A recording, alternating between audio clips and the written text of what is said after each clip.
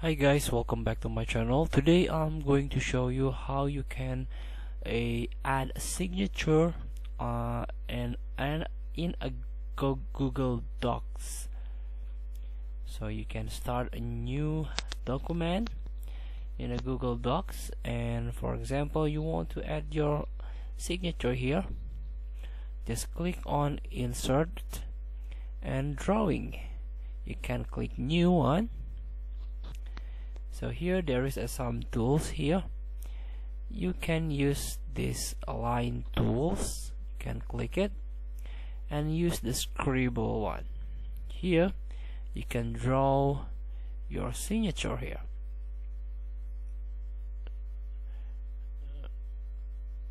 If you mess up, you can undo, and then save and close. And this is your signature here. You can adjust the size here.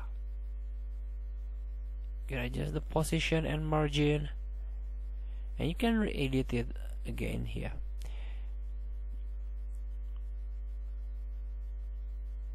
Here, for example.